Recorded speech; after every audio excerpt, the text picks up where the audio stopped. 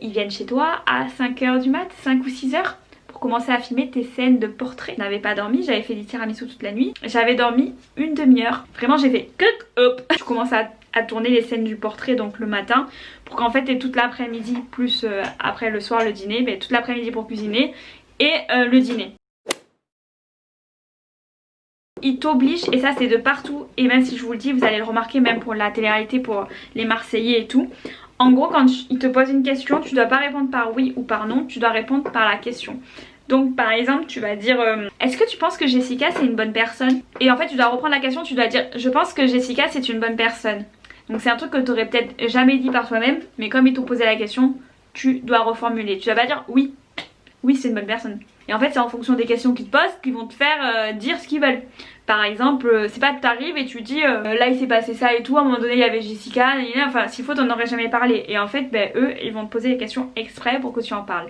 Donc déjà ça fausse tout, c'est pas du tout naturel quand tu parles parce que tout est guidé par leurs questions. Et ça c'est pareil dans les Marseillais et tout, vous allez remarquer à chaque fois ils reprennent les questions, ils ont l'air un peu fake quand ils parlent, mais c'est pour ça en fait. Parce que même ça aussi, ils te font répéter, donc à force t'es même plus naturel quand tu parles. Tu redis la phrase 50 000 fois. Je trouvais qu'à l'écran ça passait, mais moi quand je parlais j'avais jamais l'impression d'être naturelle. Plus la fatigue, le fait qu'il te pousse à bout, que du coup tu vas péter un câble plutôt que les invités eux-mêmes. En fait les invités, je peux comprendre que tu pètes un câble parce que si la personne elle fait des remarques alors que t'as été tout saoulé toute la semaine. Moi franchement ça me saoulait pas, en fait j'étais tellement saoulée par la situation que j'étais en mode ouais vas-y bah ferme ta gueule mais vas-y. Je me disais ouais on en est là quoi, parce que en plus bah les gens avec qui j'étais je vais pas les dénigrer mais je suis horrible. J'étais la seule à travailler comme je vous ai dit. Et du coup déjà ils avaient du temps pour préparer eux. Mais par exemple il y a une candidate qui a été très gentille au tout début et tout. Elle s'est avérée vraiment mesquine et méchante au plus l'émission passée.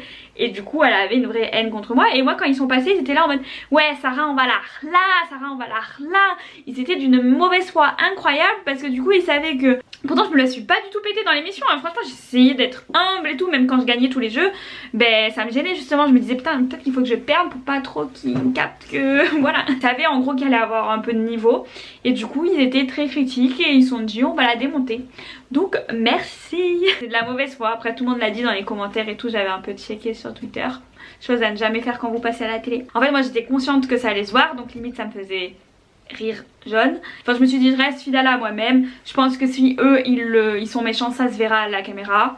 Donc bah voilà quoi. Moi je suis pas quelqu'un qui rentre dedans. Genre si c'est quelqu'un que je ne connais pas, je m'en fiche en fait tout simplement. Si c'est quelqu'un que je connais et que je porte dans mon cœur et qu'il va m'énerver, je vais lui dire. Genre je vais m'énerver, mais si c'est quelqu'un que je ne considère pas dans mon cœur et que je ne considère pas tout court ou que ça fait pas longtemps que je connais, je suis pas du genre à me prendre la tête, je m'en fiche en fait. Que c'est un peu ma façon d'être. J'allais pas m'exposer, j'allais pas devenir une folle comme dans les Marseillais et tout parce qu'ils me lançaient des attaques. Moi je me disais grosse blague. Et même pour mon animation, il y en a une carrément, elle a dit non je le fais pas. C'était pratiquement la même animation que la sienne. Et elle a dit non je le fais pas. Mais j'étais là en mode tu fais pas.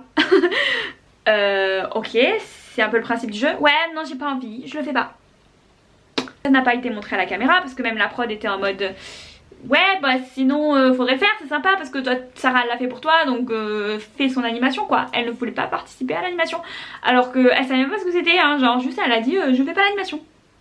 Ils m'ont reproché au niveau culinaire que je n'avais pas mis de sel parce qu'il y avait eu des histoires en mode j'aime pas le sel, j'aime trop le sel. Moi je suis passée en dernier donc c'est vrai que j'avais l'avantage de savoir qu'il y en avait qui aimaient le sel, il y en avait qui aimaient pas le sel. Donc j'ai pas beaucoup salé et j'ai mis du sel sur la table. Et en gros quand elle a fait sa remarque elle a dit y a pas de goût, c'est pas salé. Et moi j'ai dit oui mais c'est parce qu'elle aime pas, du coup j'ai mis le sel sur la table. Et elle a fait y a pas de goût, c'est pas salé, parce qu'elle savait qu'en gros ça allait être coupé. Quand je disais, parce que comme t'as pas le droit de couper la parole, enfin ça allait être coupé quand j'ai dit qu'il n'y avait pas le sel. Et du coup elle a continué. Donc là je peux comprendre dans le sens où du coup j'avais envie d'encore plus lui couper la parole et lui dire ferme ta gueule. Il y a du sel sur la table. Du coup je l'ai pas dit, je savais pas ce qu'elle allait passer ou pas à la caméra. Je me suis dit peut-être qu'ils vont me montrer au moment où j'ai dit qu'il y a du sel, peut-être qu'ils vont montrer en ma faveur vu qu'ils ont vu que j'étais gentille, qu'il y avait déjà le sel sur la table. Mais en fait c'était juste que j'étais hyper épuisée, j'avais dormi une demi-heure, j'avais eu toute la semaine. Du coup il pouvait y avoir une météorite qui s'abattait sur moi, je ne m'en foutais complet. Et j'avais une fatigue physique incroyable, c'est-à-dire que quand j'ai terminé le repas, je m'effondrais. Ça, c'est qu'en plus que après ils ne te payent pas la deuxième nuit dans les Airbnb, donc tu dois faire la vaisselle, tu dois tout ranger. Oui, il y avait énormément de vaisselle, j'avais toutes mes casseroles, j'avais tout, je devais tout cleaner, tout ranger. Ah oui, d'ailleurs ils ont dit qu'ils allaient me mentionner en mode t'es une blogueuse, on te mentionne, on te dira ton nom. Oui t'inquiète, on montrera, on te fera un peu de pub. Bah ils l'ont jamais fait, alors qu'à la base c'était pas un petit peu un deal, mais ils m'avaient dit clairement qu'ils allaient mentionner, ça allait me faire de la visibilité et tout. Ils l'ont pas fait. Là en fait il y avait que des mauvais côtés, et quand il y a eu la diffusion j'étais hyper mal à l'aise quand je me suis vue à l'écran, je me suis détestée à l'écran aussi, parce que c'était pas des bons souvenirs en fait. C'est pas que je me détestais de me voir, mais c'est juste que le moment où je savais que je dormais pas, que au plus ça allait, au plus j'avais une tête dégueulasse, au plus du coup je m'aimais pas, au plus j'étais stressée, oppressée, qui me mettaient la pression, qui étaient pas cool avec nous. Donc enfin sauf l'équipe du soir qui nous filmait, eux ils étaient trop cool, mais le reste horrible. Et du coup c'est beaucoup de stress, beaucoup de stress. Si c'était à refaire, bah franchement à refaire si tu travailles pas et que t'as une semaine avant pour préparer, oui. Mais dans le rush comme ça, bah je comprends, tu vois, ceux qui passent à la télé et qui peuvent péter un câble ou qui sont pas tellement prêts. Toi tu vas les juger, tu dis ah non mais c'est une blague, tu fais un dîner presque parfait, bah tu prépares et tout à l'avance. Mais en fait des fois ils sont pris au dépourvu et j'ai l'impression qu'ils font exprès pour qu'il y ait de l'action, pour qu'il y ait voilà, pas que des dîners presque parfaits en fait. C'est le concept. Donc voilà, pour en résumer, c'est ce que j'ai à dire. J'espère que ça vous a plu. On se retrouve bientôt.